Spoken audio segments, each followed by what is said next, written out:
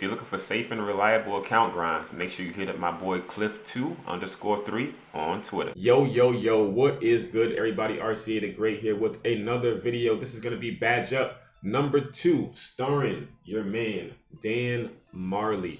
Limited reward that we just received. If you were able to get your rings from Limited, you should have Dan Majerle in your squad now. If you chose to get him instead of the Hall of Fame badges, I do think he is one of the better defensive players in the game at this moment. So he's definitely a good piece that you can add to your team and be very viable while you sell some players to get ready for next season.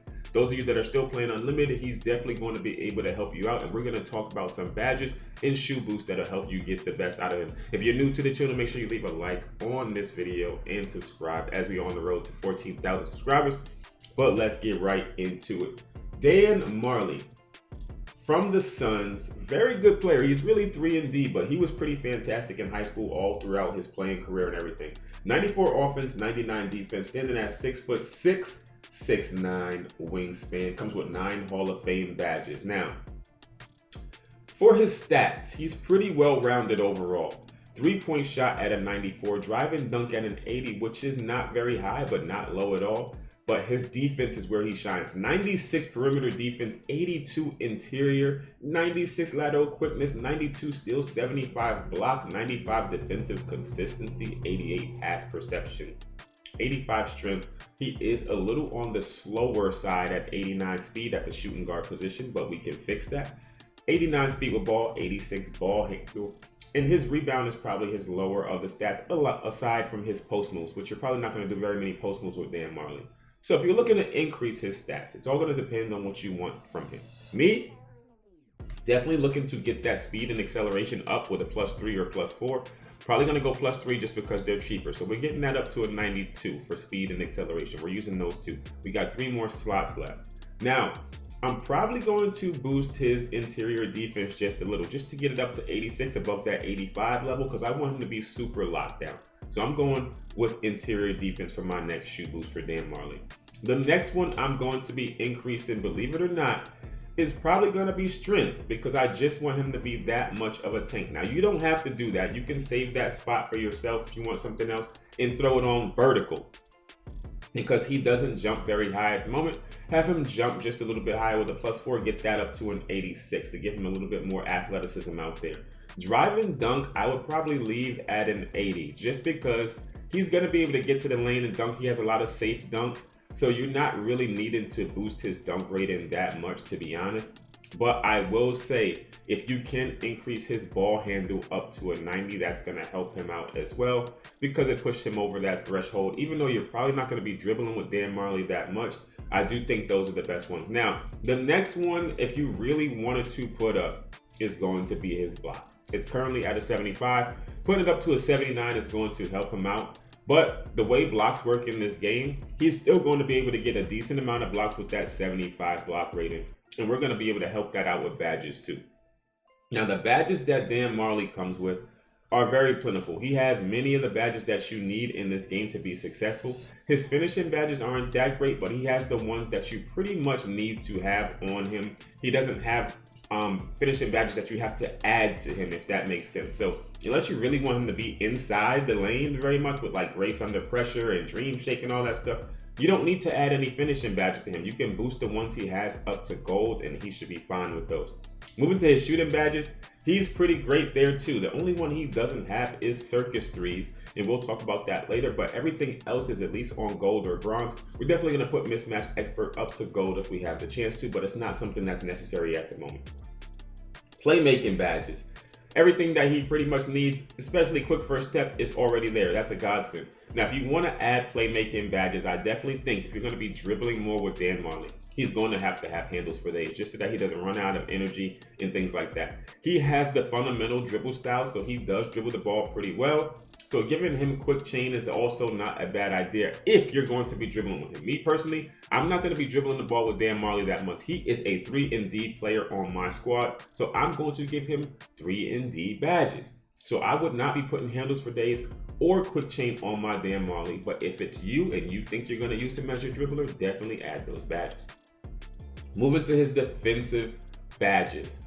He comes with Hall of Fame ankle braces, ball stripper, clamps, menace, pick dodger, pickpocket, and tireless defender. Literally some of the best defensive badges in the game. He already has them on his card. Now me, the way I want my Dan Marley to play, I want him to be a defensive tank, literally a juggernaut, wherever he is on the court. So what I'm looking to do, I want to give him post move lockdown. That way he's not getting post spun. That way he's not getting, drop stepped and things like that. I'm also going to look to give him box, because since his rebound is really low, I want him to at least be able to box out and help my team gather the rebound. So I'm not going to give him worm or rebound chaser, because he's really not going to be able to get the rebound very much anyway.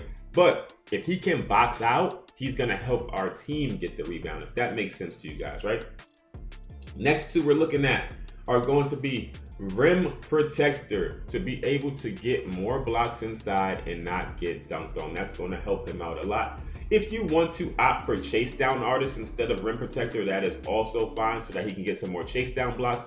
I think those two all depend on your play style. If he's going to be guarding the point guard, I think having chase down artist is better than rim protector, because then he can run from behind and block layups and dunks and stuff like that. But if he's going to be guarding somebody on the wing, then rim protector is nice, because if the point guard gets through and he's coming to help on defense, he can be the person under the lane to help get that block, if that makes sense to you guys, right? Next one we're going to add is brick wall. We're not going to let him get back down at all. We want him to be an extremely powerful tank out there on the defensive end. And that's what I'll be adding. Now, going up higher, we get 5 badge slots. The next thing I'm putting on my Dan Marley personally is circus threes. Because since I'm not going to be dribbling with him much, and I'm probably not going to have handles for days, the way I call plays and the way I do things, when he's a little bit open for a three and I need to take a fade, or if I need to take a step back, that circus threes is going to activate, allowing me to be able to hit some more threes with Dan Marley. Although he does have a very good set shot release, I do think being able to hit some fades and step backs with him is going to open his offense up a little bit more, since I'm not going to be dribbling with him that much. So circus threes is something that I'm going to be adding. Now, some honorable mention badges that you really could add to Dan Marley to make him just a little bit better.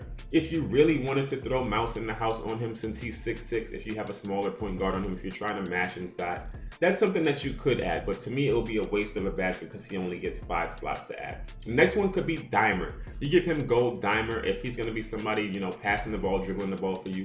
Having Dimer can help. But honestly, he should be off the ball with a point guard that's controlling your offense. So he shouldn't really need to have Dimer as one of the slots that you're going to be using, because it's not going to maximize him as much as possible.